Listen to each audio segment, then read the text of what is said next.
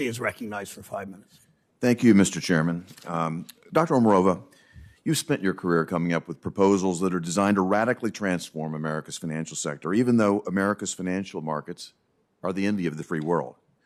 So your nomination to a senior government role underscores that President Biden and the Democrats are driving America full speed down the collapse road toward socialism. I have some basic questions to ask you, Dr. Omarova. Do you accept the basic economic principles of supply and demand? A yes or no answer will be fine. Yes, I do. Thank you. In general, when something costs more, all else being equal, do people tend to buy less of it? Again, a yes or no answer would be fine. It's hard to tell.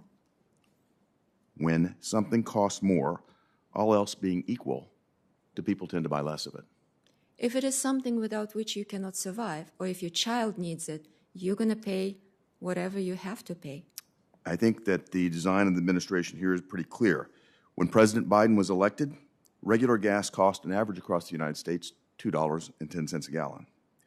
Now, the price has been driven up to $3.40 a gallon on average across the United States. In many places, it's much more expensive, and those prices are rising, again, putting pressure on people's ability to purchase gasoline, to purchase fuel. Dr. Omarova, do you think that higher gas prices are good for America or bad for America? Yes or no answer would be fine there. Senator, that's a tricky question because I do remember Hurricane Are Katrina. higher gas prices good for America or bad for America, Doctor? It's probably bad for America. It's not my expertise. I'm not sure exactly what you're asking. Mr. Chairman, I'd let the record reflect that this witness is having a hard time acknowledging that higher gas prices are bad for America. Last week, White House Press Secretary Jen Psaki stated that the Biden administration's view is that the rise in prices that we're seeing in gas over the long term make an even stronger case for doubling down on our investment and our focus on clean energy options. Do you agree with her statement? Yes or no will be fine. Excuse me, what is the statement that you're asking? Her statement is that higher gas prices, these rising gas prices, actually help justify the investments that the Biden administration want to make in green energy. Do you agree with that?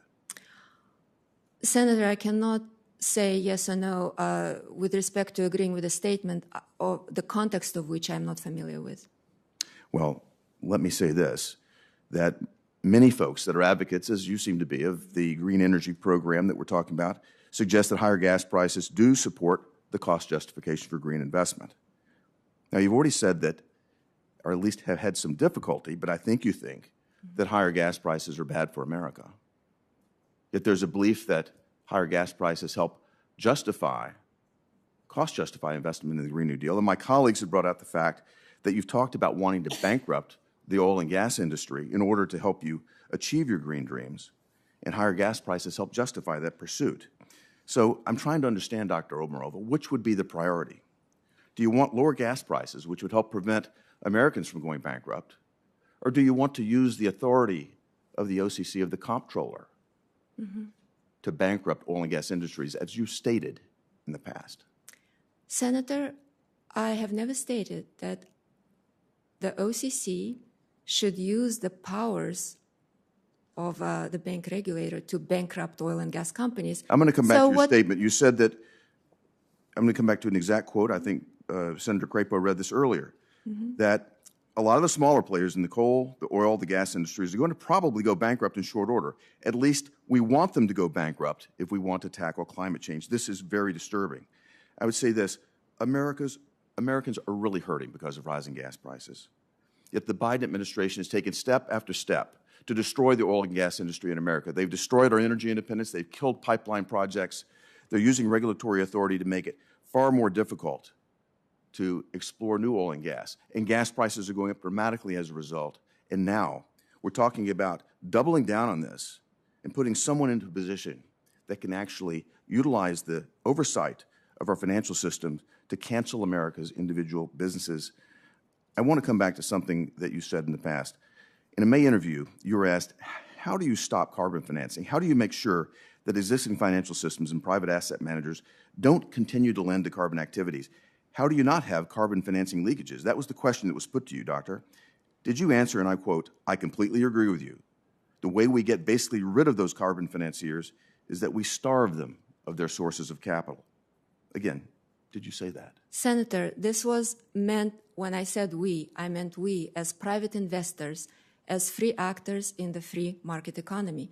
As an investor, I have a right to choose where I put my money, and that was the context in which I said That any of those underscores your things. viewpoint. I believe this happened just in May that you made that statement. Dr. Omarova, President Biden and the Democrats are talking about putting you in charge of an army of 2,400 bank examiners with a war chest of $1 billion. I want to ask you a simple yes or no question again. Are you familiar with Operation Chokepoint? Yes. Okay, I thought you would be. To explain it to everybody else, Operation Chokepoint was a program in which government officials intimidated banks to stop lending to lawful American businesses that Democrats didn't like.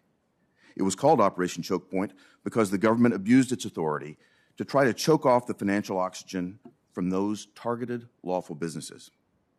I hope my Democrat colleagues fully understand why someone who cheers bankrupting law-abiding American businesses by starving them of capital, businesses that just happen to be out of political favor at the time, that's breathtakingly disturbing, especially given the position of responsibility that we're talking about Dr. Omarova potentially taking. Millions of American livelihoods depend on oil and gas jobs. Gas prices are soaring right now. It isn't even winter, and the Biden administration wants to cut American oil and gas. This is bad for Senator's national time's security. way over. If you care to answer quickly, you may.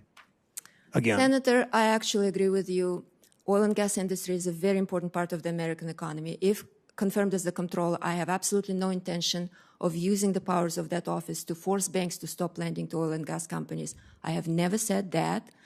The one unfortunately phrased sentence, I tried to explain what I was trying to say there. But I completely agree with you, and I agree with your indignation. Thank you. Thank you. Senator Van Hollen is recognized from Maryland for 5 minutes. Thank you, Mr. Chairman. Look, we just had a previous presidential administration